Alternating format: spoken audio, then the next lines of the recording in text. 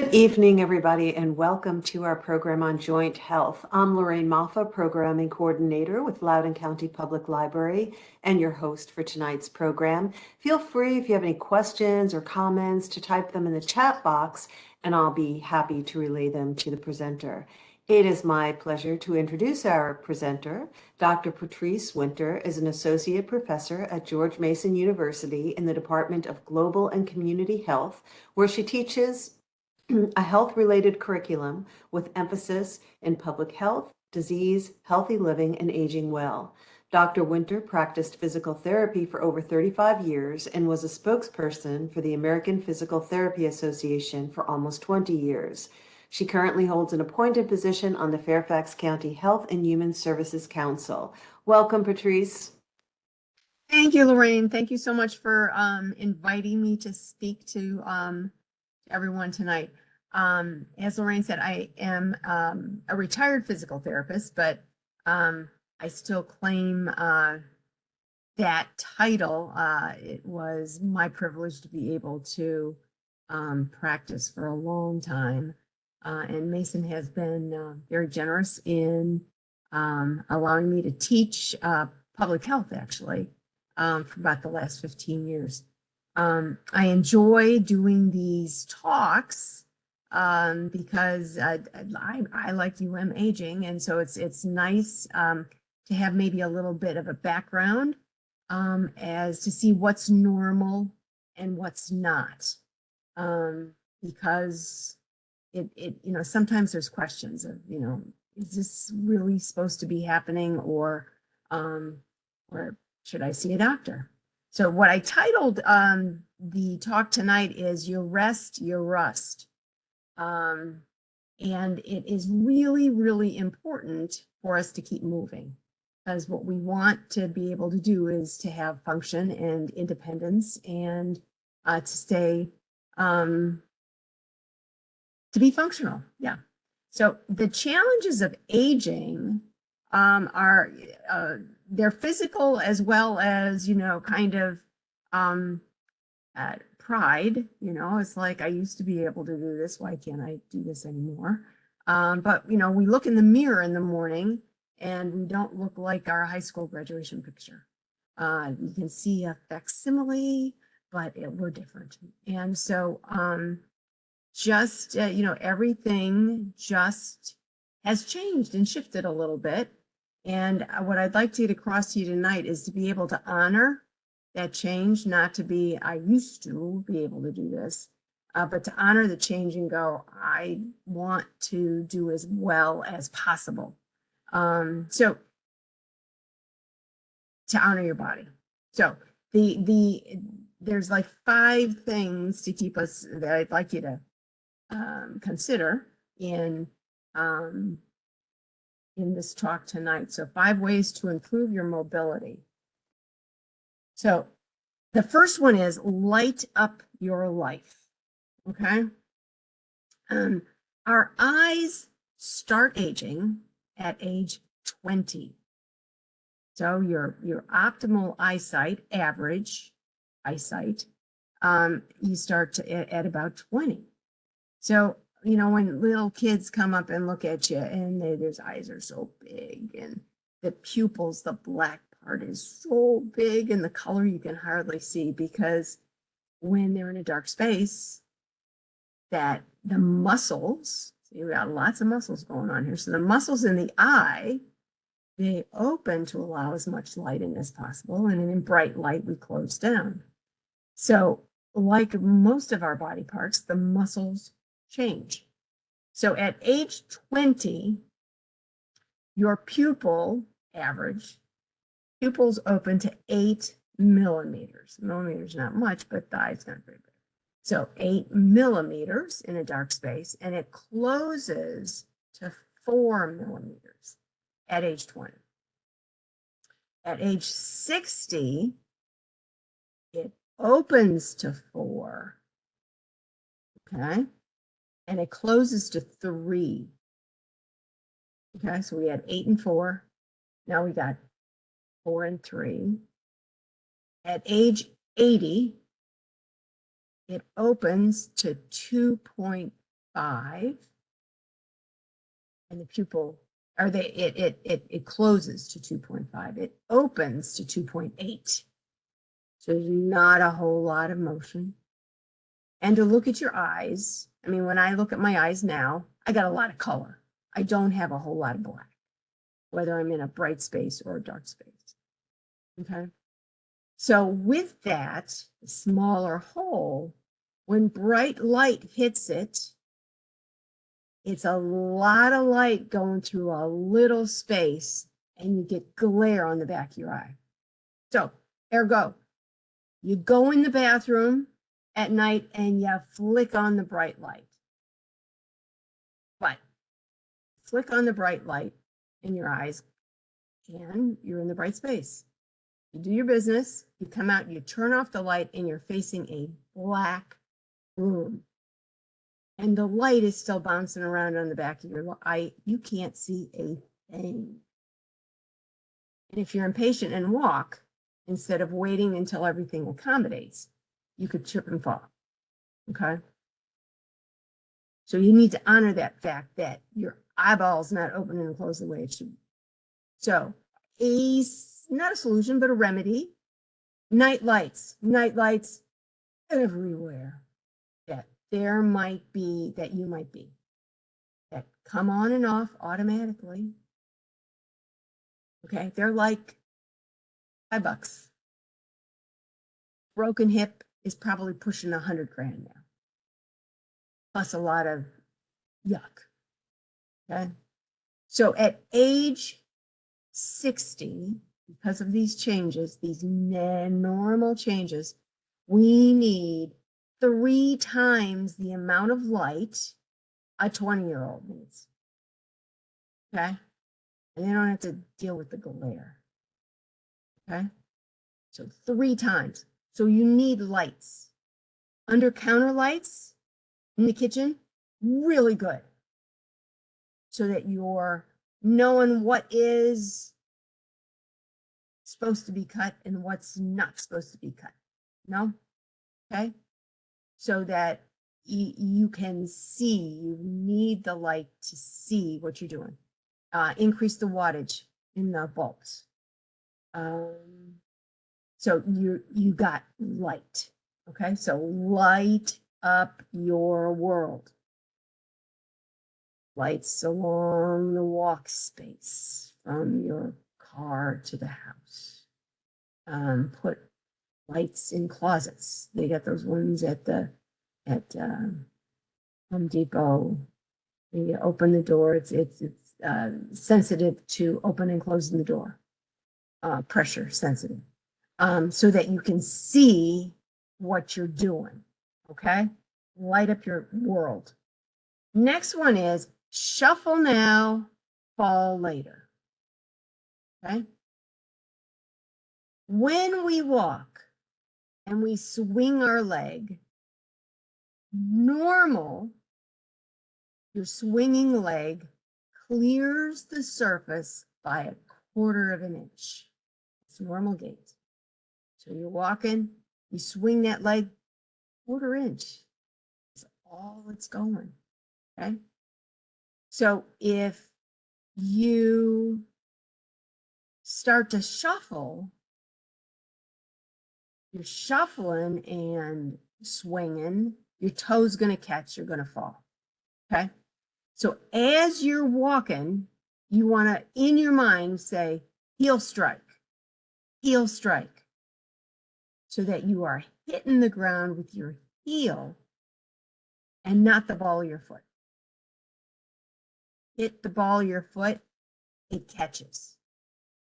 And if you're not quite getting that 1/4 of an inch, you're going to pitch forward with that shuffle. So just think about it. I want to strike the ground with my heel. You know?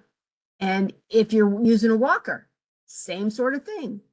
Make sure that you're picking up your leg, your foot, you're swinging so that you're hitting with the heel, not with the ball.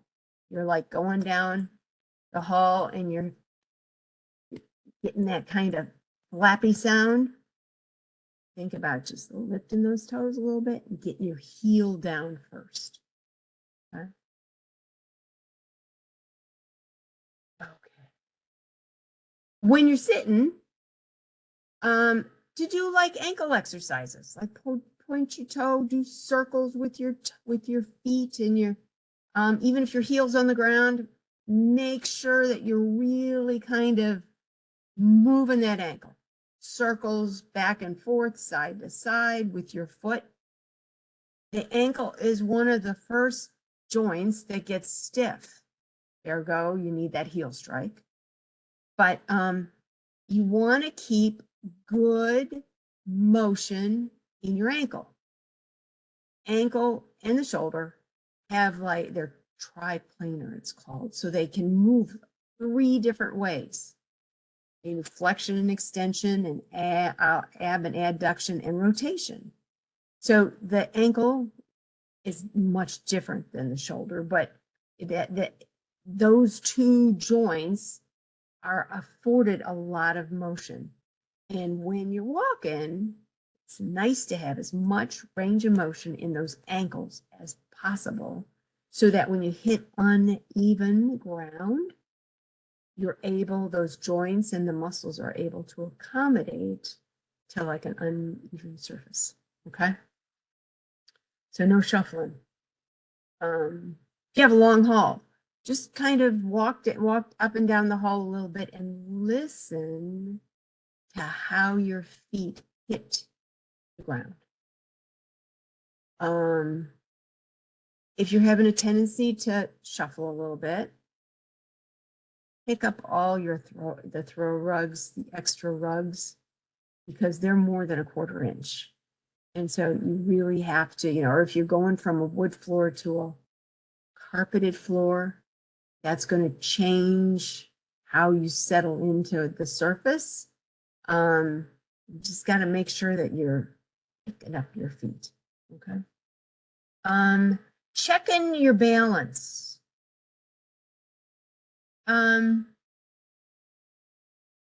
Again, okay, when we're walking, you should be able to like, walking is a series of 1 leg standing. So like a bride, usually there's good balance and there's like a plant a foot and you kind of wait, and you plant another foot, you wait, plant another foot. As we get older and our balance isn't as good, you're like going from 1 foot to the other foot. It's almost like you're a series of losing your balance. So in keeping mobility, we want to be able to do 1 leg standing. You're to go into physical therapy. Medicare requires a 1 leg standing test, which dictates that you can stand on 1 foot for 1 or 2 minutes. Your balance isn't good. That's like a forever. Okay. And so one way that you could play around with it, practice a little bit, is kitchen sinks don't go anywhere. They're pretty good to hold on to. So the idea of pushing a chair up close to the kitchen sink and standing and just practice weight shifting 1 foot to the other foot. So it's very solid and you breathe and you see how you can accommodate your body so that you can 1 leg stand and practice. And it might start out that you can do 5 seconds on each foot. But if the 1 leg standing or, really balanced gait of walking, you can practice and maybe get a little bit better. All of this, if you're having issues, you need clearance, from a doctor or from a physical therapist. Okay. Physical therapists are experts in movement, both normal movement and not normal. So pathological movement that is not quite what it should be. So, just practice one leg standing. Practice getting up and out of a chair. Okay. I'm going to push back. Okay. So if I just stand up on this Medicare test, just stand up and sit down, it's 2 points. If I have to push up, that's 1 point. If I have to rock and roll to get up, that's 0 points. Okay. And the one leg standing is to stand and be still, not catch your balance. It's being still and breathing and talking for 2 minutes. Okay? So do not do that in the bathroom. Do not practice your one leg standing in the bathroom. Too many slippery, hard surfaces. Kitchen, you got your shoes on. Kitchen sink's not going anywhere. You can keep it dry. You can do weight shifting by the kitchen sink. Okay. But that's something you could, like practice a little bit as far as one leg stability. Okay. Okay. So, another something that you can help with mobility is taking the time when you come into a new space to do a scan. When we're younger, we do it automatically. A 5-year-old coming into a room could tell you where everything is in the room, like within 5 seconds. But the idea of safety, of being aware of where you are in space, to do like a Z, so across the room and down through the room and then close to you across the room. Take the time to slow down. Take the time and see if there's anything between where you want to go and where you are that is a hazard. The dog could have dropped a toy. Grandkid could have left their shoes where it shouldn't be. But if you are just looking straight ahead across the room or where you want to go and have not scanned the room, and it only takes a couple seconds, you'll be able to see what might be of hazard to you. There's just a quick scan. Get out of your car. Do a quick scan. Be aware of where you are in space. Safety. And then you got all those new night lights, one in the bathroom downstairs and one in the hallway and one in the kitchen. Any place you might be in the nighttime. Spend $4.50 and get yourself a nightlight. Okay. So breathing. How are we doing on time? Okay, I'll hurry up. We start out, our skeleton, you can look at pictures and go, oh man, my posture was so good 15 years ago. It's like you're slouchy a little bit. Think of when we used to get dry cleaning and you got the metal hangers and the shirt looked perfect on. It's all nice and perfect. And you put the shirt on and you wear it for the day and you take it off and you put it back on the hanger and it just doesn't look the same. Posture's a lot like that. Okay. We start out with a really pretty good, usually, aligned skeleton and wear and tear and injuries and all that, and we have a little less support. So with that slouching, the ribs are a little tighter when we get older, and they're just a little tighter. But the ribs need to move in order for us to have good oxygen, good availability for those lungs to fill as much as they can. So the idea of stand tall, think of your posture. Look at yourself sideways. You know, if you go to the mall or if you go, you know, where you're walking, where a reflection might be. I remember several years ago, I'm walking along in the mall and I look, you know, like a little side glance and I go, who is that slouchy old lady? And then I go, oh, it's me. So the idea of, oh, you know, if I'm sitting a little taller, thinking that I am more like the shirt fresh from the dry cleaner, you get more air in because the ribs and the bones are aligned more anatomically correct so that the lungs can feel a little bit better. Okay. So breathe, stand tall, be proud. Think up and open. Okay. And then if you don't use it, you'll lose it. Okay.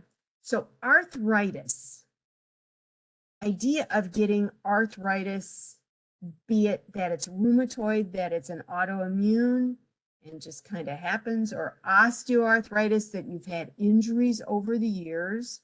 And so the joints are not as lovely as they started out. Exercise, they found, can restore some of the cartilage. So going through a full range of motion, opening your hands and closing your hands, open your elbow and close your, you know, just kind of go through all your joints and move them as much as they'll move. Okay. I remember in graduate school, there was this little experiment where that was working with rabbits. It was a published article. And what they did is they damaged the joint surfaces of the little bunny's hip, and which would be much like arthritis. And they put this, I always thought this was so cute. It was probably animal cruelty, but they put bunnies in a little bicycle, so a little constant moving machine. So they were just like pumping those little hips. I don't forget, it was a long time ago. It was probably 40 years ago. I was in grad school. But you know, they're just pumping those little hips. And cartilage was restored. Not quite as good as what was there, but it was restored. And so the bottom line on that study was the more you move, the better you can keep the joints. And with good motion, you can even restore some of the cartilage. After a certain age, no. Probably after 80, no. But you maintain what you have, which is really good. So what you're looking for is movement, so range of motion, strength, and endurance. Okay, so if you are doing an activity where you have range of motion, so motion, strength, endurance, i.e. walking, really good exercise. You get 3 of the 3 things. Okay. That is what you kind of want to work towards, is movement of those joints, endurance, which would be being able to walk a little bit. You know, if you walk from your front door down to out to the end of the drive to the mailbox, and that's kind of what I want to do. Maybe do it a little more. Try and get your endurance up, and ergo that will help with the strength. Okay, so motion, strength, endurance. Okay, so you rest your rust. So get off the sofa. You know, your physical activity should not be from the sofa to the refrigerator and the sofa to the bathroom. That doesn't count. Okay, you want to work on your balance. Okay, one leg standing within your range. You want to start where you are now. And if you're not real comfortable, with, practicing that, you have to, talk to a physical therapist, have a walking buddy, get, start low, start where you are. Don't think you have to see that you can start where you were even a year ago. Okay. So you rust, balance, balance, balance. Flexibility, mobility, strength, and your endurance. You want to look at, you gotta move. You gotta move. And then walking. Walking's the best. It's just the best. So recommendations. If you haven't had a physical in a while, and a lot of people haven't because of COVID, schedule a physical. Okay. Know your numbers, know what your cholesterol is, know your lipid level, know your sugar levels, know your, what is it, the liver, ACE1, the liver levels. Get your vision and your hearing, okay? As we age, the eyes are going to not be as good. The hearing's not going to be good. Your brain needs to be stimulated by your eyes, your sight, and your hearing to stay good. So if you can't hear, you do the closed caption because you can't hear as well, get your hearing checked. You want your brain to be stimulated. It's stimulated by your eyes and your ears. So make sure you get over the vanity thing, you get thicker glasses, you get hearing aids. Just do it if you want your brain to stay good. That brain needs to be stimulated. Okay? So you get your vision, your teeth too. Because if you start to get sore and things are not good, you don't eat. And so then you don't get the right nutrition. All not good, not good. So get vision, teeth, and hearing checked. Okay? You want to get over 70, say. You want to get at least a half, well, no, at any age, up until 80, a half hour of exercise 5 days a week. Now, if you haven't walked, if you haven't done, and you get winded, 3 10-minute segments throughout the day. 10 minutes. So you're working up to 30 minutes. Again, get clearance with your doctor, but you can break it up into 10-minute segments. Okay. Start where you are now. Now, not where you were before COVID or not where you were when you at 20, where you are now. Okay. When you're walking or you're doing steps, if you can walk and hum and sing, that's a stroll. Okay? That's stroll. If you are a little winded, so if you were walking with somebody and you're like, this is what I did yesterday, and it was really good. So you can talk, but you're a little winded. That is moderate exercise. Everybody's moderate exercise is different. So you have to listen to your air exchange. A little winded is moderate. Okay. If you're doing something and you can't talk, you stop. So if you're coming up the stairs and you get to the midway point where you shift to go up to the next level and you're a little too winded, stop. Calm yourself down. You get your air back before you go the last 6 steps. Okay? You can't talk. You're doing too much. So don't think that you're going to, take that big thing of mulch out of the trunk. You go, I need your breath. It's too heavy. It's too heavy. There's other things, there's other organs in your system. it's too heavy. Okay. So really listen to what your breath is doing. Okay.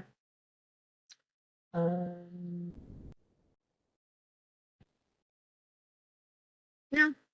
Get a walk-in buddy, somebody you talk to, even if you don't walk together. It's like, did you sit and do little arm exercises for a few minutes today? Did you, stand up and sit down a couple times? Just work with your core strength. Movement's the key. And so what you're looking for, strength, flexibility, and endurance. Okay. Let me see. Stay hydrated. Okay. You know how hydrated you are by the color of your urine. Okay. So like first thing in the morning, when you haven't taken medicine or anything, because medicine changes the color of the urine. So normal good urine should be the color of unsalted butter. Unsalted butter. Okay? Light yellow. If it's clear, you're drinking too much water.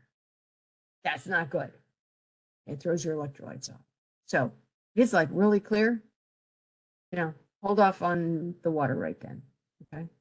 If it is darker than unsalted butter, if it's like caramel color, go get it checked. Okay. Want your kidneys to stay good. So too much water is not good. Not enough water is not good. Okay. So you go, I don't want to get up at night to go to the bathroom, so I'm not going to drink any water. Urine gets more concentrated, it sits there, and then you have a UTI, a urinary tract infection. No, it's not good.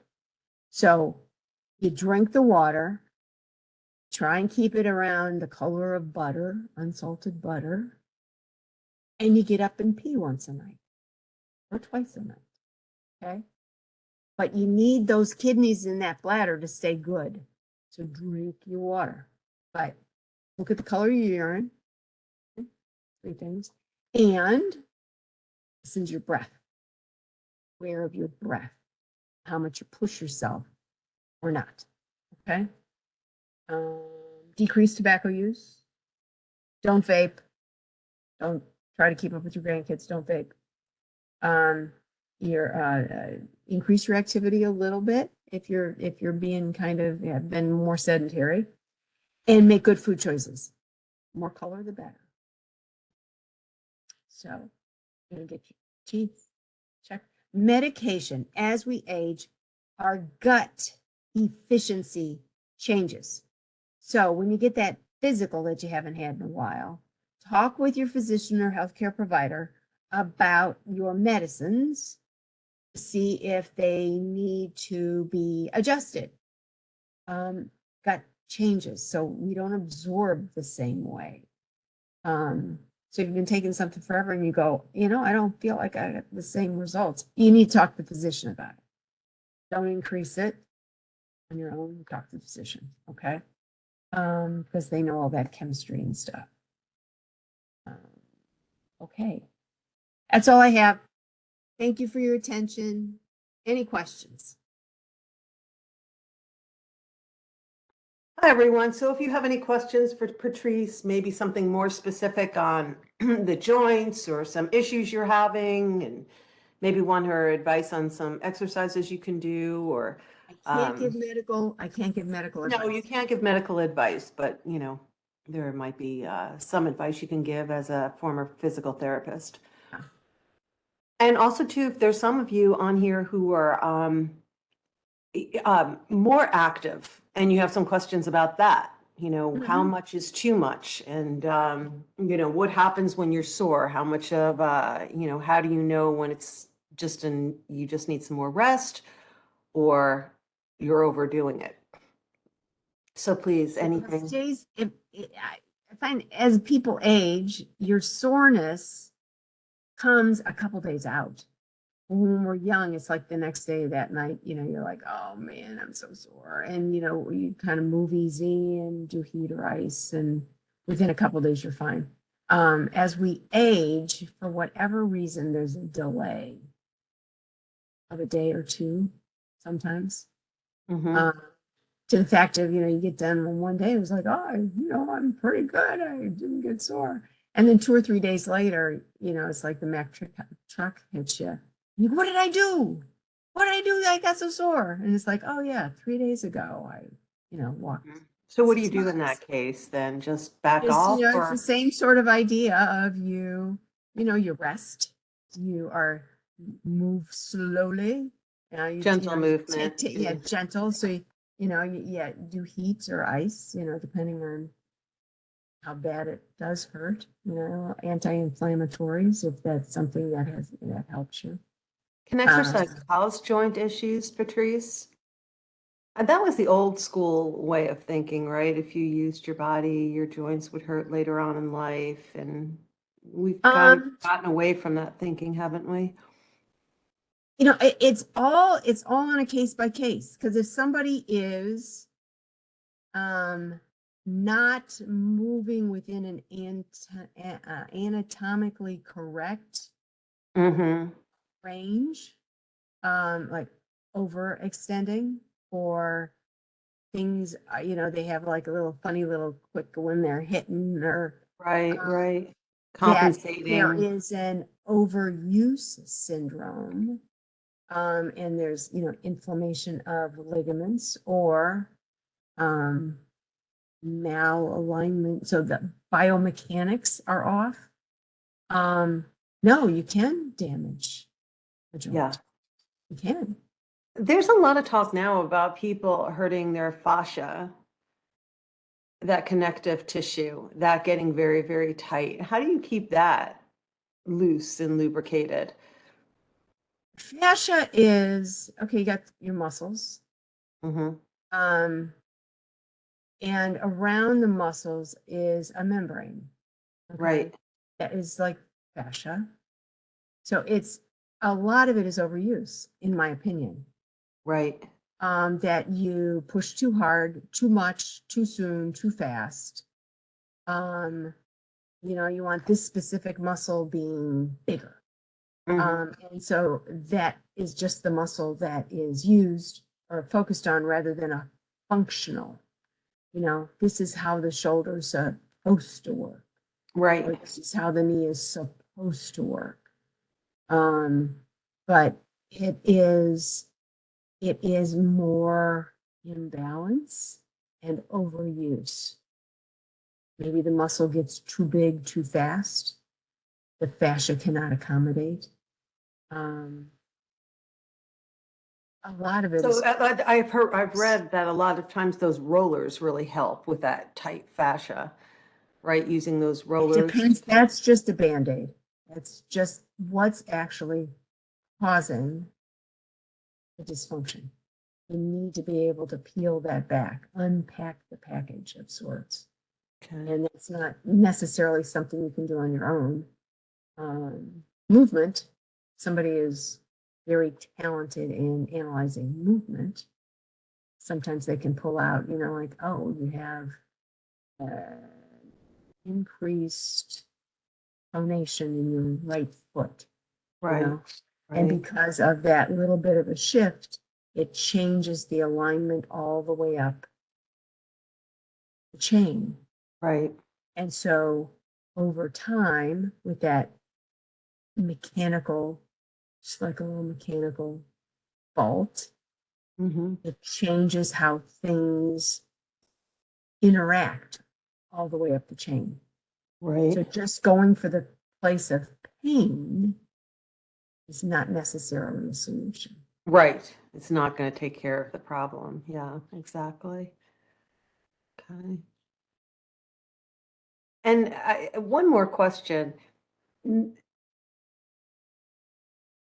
Sometimes you may go out and run 4 or 5 miles, or take a nice long swim, or ride your bike for 20, 30 miles. And then, and this happens as you get older, I think more often, you come home, you did that, you go through your daily little chores and stuff, and then you're tired at night. And so you might sit for 5 hours that night. Are you doing yourself harm that way? Because when you read like the Blue Zone books, it seems like the healthiest people are the people who don't necessarily do hard exercise, but they keep moving throughout the day. The blue zone, if you look at the blue zones, there are no exercise clubs. Right. There are No, not I know. places that have gyms. There are No. not places that do hyper exercise, over the top Right. exercise like we do here. So everything in moderation. Yeah. Once you go outside that moderation, you take your chances. Yeah. You take your chances. Bodies can only do what they're designed for. But I think there's benefit, right, in keeping moving throughout the day, even if it's not, it But doesn't it have to does be not, hard exercise. It's yeah, just that you're it keeping, doesn't have to be sports. You right. can garden. You look at the 5 zones, most of the zones garden. Sure, just by moving. And And maybe it's a fish. walk after every meal. You take a Yes. walk in the morning before work, you take another one at lunchtime, and then one at dinner before you go to bed. And this way you're keeping things lubricated and And it's a balanced life. It's not, yeah, it's right, dealing with stress and not letting things get to you to the point of anxiety. right. That's the other Um, thing. Yeah. So, I really like that Buchner's take on the blue zones. Yeah. And there's wisdom in that. Yes. But in all of the 5 original, everybody has a purpose. Yeah. The number one thing is to have a purpose. So those of you that are listening, you Yeah. need to have a reason to get out of bed in the morning. Right. And Right. in those blue zones, which is really kind of cool, is like in Japan, if you're 90, you get to rock newborn babies. Okay. Who can get anxious about rocking a newborn baby that's already Right. been fed? That's your job from when you get up until lunchtime, is to rock a newborn baby. Sign me up. Okay. Right. But there are, like, I think 10 different things that Buchner says in the blue zones, things like community,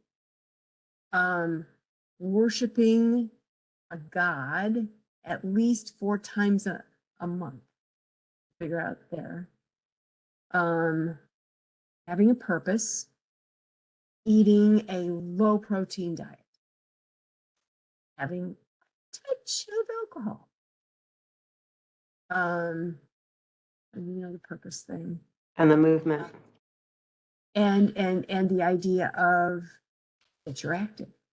So Yeah. you've got a little garden where Yeah. you go fish, Yeah. walk, or you take little kids to the playground. Yeah. But these are normal activities. Right. Normal activities. Yeah. No triathlons. Little housekeeping. Triathlons wear out bodies. Yeah. In my opinion, wear out bodies. What's the purpose other than ego? Really? Right. So, it's your bodies, they're designed. Right? It's good. Okay. Like to be used, but not overused. Yeah. Used, not abused. There you go.